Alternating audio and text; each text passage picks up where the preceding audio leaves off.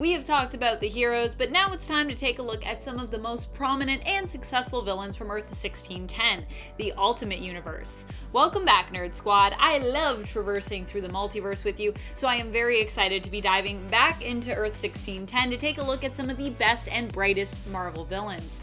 And trust me, there is a lot of cool ones here.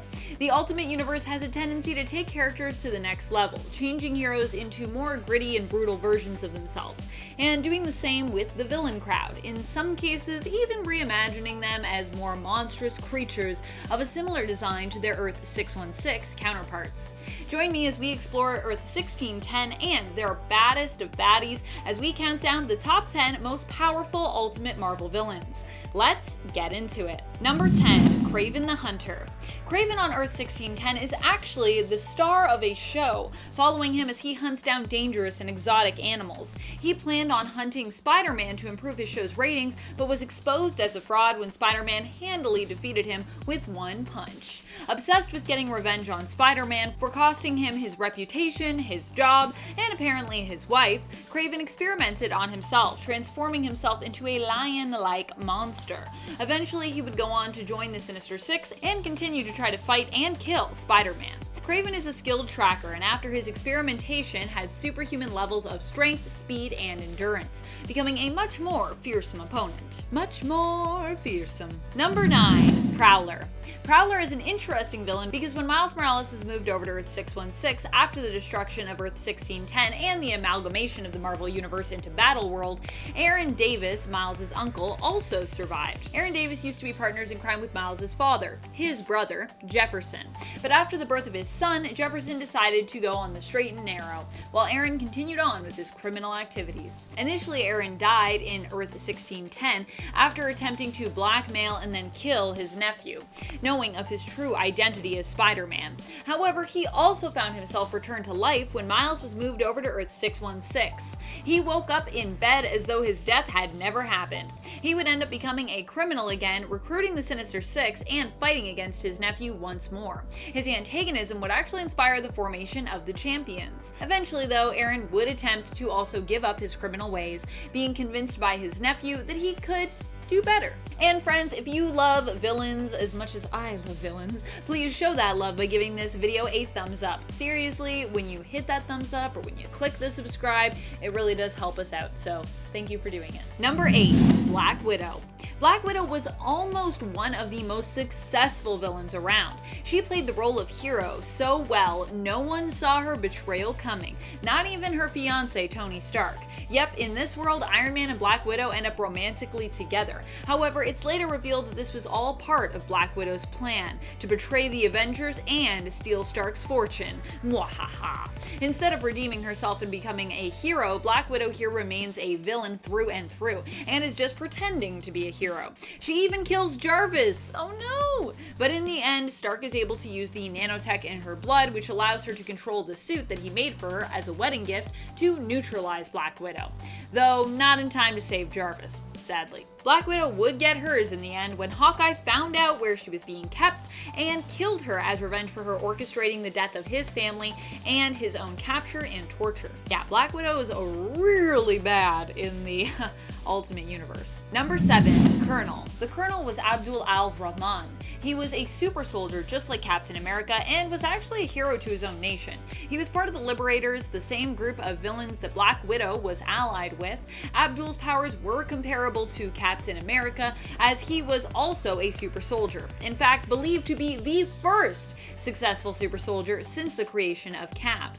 The Liberators were considered a group of villains by the Ultimates and the USA, but were in reality a multinational group of superpowered beings who banded together in their hopes to even the playing field for the rest of the world by destroying the Ultimates. The depiction of these villains was extremely political, problematic, and even at times racist. But if you consider his motivations and his backstory, Abdul was actually a pretty cool character. To add likely to his evil but badass appearance, he also fought with what appeared to be a double-bladed, well, a lightsaber. Energy blades, I think they're called, that looked very similar to Darth Maul's. Because, you know, Darth Maul's a bad guy. So how do we make Abdul look like a bad guy? Give him the same thing that Darth Maul fights with. What is happening? It's the Star Wars Marvel superhero crossover that none of us necessarily asked for, but there you go. Number 6, Gregory Stark. Gregory Stark is the twin brother of Tony Stark. He has less morals than his brother and is a more focused intellectual.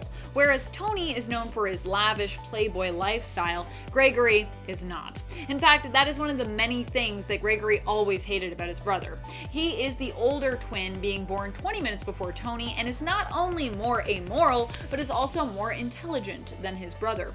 Initially, he worked for S.H.I.E.L.D., but this was all part of a carefully planned world domination plot involving in part the overthrowing of S.H.I.E.L.D. superiors, leading eventually to Gregory being put in charge as director of S.H.I.E.L.D.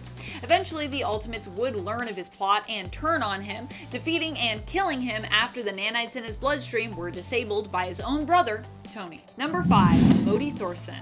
Modi is the son of Thor and Hela. Don't worry, in Ultimates they're not related. Not brother and sister, nor uncle and niece. Still, it's kind of icky to imagine, but Thor was forced to sleep with Hela in order to give her a child, so that in exchange she would return him to Earth so that he could be with Valkyrie. Of course, this didn't end up working out exactly as Thor had planned, because Valkyrie ended up dying and then Thor ended up coming back, so they didn't really get to be together, but hey, good try. When Modi was a child, Thor locked him away for his own protection, but gave him Mjolnir so that he'd be able to escape when he was worthy. After escaping the room he was locked up in, now fully grown, Modi ended up using the Mind Gem to bend others to his will. His plan was to destroy the US and basically rebuild Asgard out of its charred remains, because at this point in time Asgard had fallen, there was no Asgard. Modi even managed to bend his father to his will, but was not successful in controlling the mind of Captain America. In the end, Thor broke free of his son's will and killed him. Number 4, Green Goblin. Of course, Norman Osborn needs to be near the top on this list because, well, he's Norman Osborn. But in the reality of Earth 1610, he's actually even more fearsome than his 616 counterpart. Norman got his powers after learning of the creation of Spider-Man through an Oz formula infected spider. Believing that it was the combination of the Oz formula and spider DNA that granted those spider-like abilities, Norman theorized that combining the Oz formula with his own DNA should just transform him into a more superior version of himself. Unfortunately, it didn't quite work out how he planned, and instead, Norman found himself transformed into a demon-like version of himself. This version of Norman comes with super strength, speed, durability, and is virtually indestructible and immortal, in a way that's similar to the Hulk. Every time he dies, Osborn claims he is resurrected. Osborn would also eventually make his way to the universe of Earth 616. But how did he get there? Number 3, Ultimatum. Ultimatum is like the evil version of Miles Morales, but is actually the main continuity version of that character.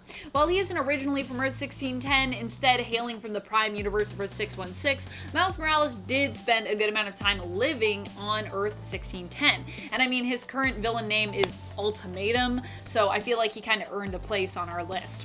Miles was the one responsible for bringing the 1610 version of Norman Osborn to Earth 616, who works for him as his lackey, hence why Ultimatum is higher up on this list. Ultimatum himself doesn't have any superpowers, but does have quite a bit of influence, being an ally of Earth 616's Kingpin originally, and also possesses knowledge of the multiverse. I keep pointing to my head for knowledge. It's just like, yes, Amanda, we know this is where your brain is. We know. Ultimatum also has a pretty sweet suit. Like a supervillain suit, not like a tailored suit. His plan was to take over Brooklyn, make it his own criminal empire, and send the Miles Morales of Earth 1610, Spider-Man, and his family back to their home reality. Fortunately, his plan fell apart in issue 19 of Miles Morales Spider-Man, when he found out he was unable to capture Spider-Man's parents. They're not easy to capture, so I love that he was like, this will work fine. But Jefferson was like, no, get out of here. What are you trying to do? Get out of here. Number 2, Magneto. Speaking of Ultimatum. Okay, so while Green Goblin is immortal and Ultimatum is the boss of Green Goblin, and Magneto is, not necessarily immortal, definitely not immortal, he still has proven to be very deadly in the Ultimate Universe, and it is for that reason that he gets ranked so high up. Just the numbers of lives he took is shocking during, of course, Ultimatum.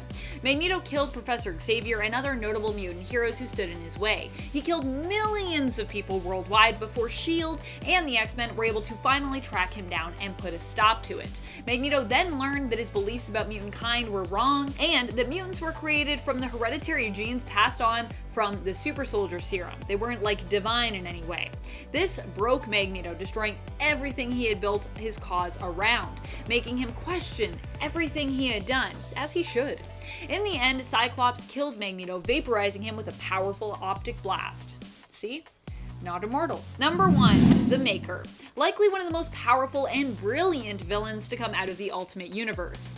Jonathan Hickman, if you're watching this, you know what I'm talking about. The Maker is also a fan favorite among comic book writers and readers, so it's easy to understand how he ends up accomplishing so much and becoming so gifted. When we like a character, we want them to do well. When we like a villain, we want them to do bad. I mean, do bad things. To other people, that is. And the Maker in that way does not disappoint us. Initially, the Maker was known as Mr. Fantastic. He is the reimagining of Reed Richards if he were to turn to a life of villainy instead, which ends up happening after the Fantastic Four falls apart. Much of his power comes from his genius intellect and his fiercely and horrifically loyal dedication to the pursuit of knowledge and science. The Maker has his own modified symbiote, is virtually immortal, possesses a genius intellect, and still has his stretching powers. And he's done a lot of stuff. It's pretty crazy. What are some of your favorite villains from the Ultimate Universe? Who are your favorite Marvel villains in general? Which characters do you prefer in comparison to their Earth 616 counterparts, if any? Let us know in the comments below. This has been Top 10 Nerd, and I am your host, Amanda McKnight. Till next time, you stay nerdy, YouTube.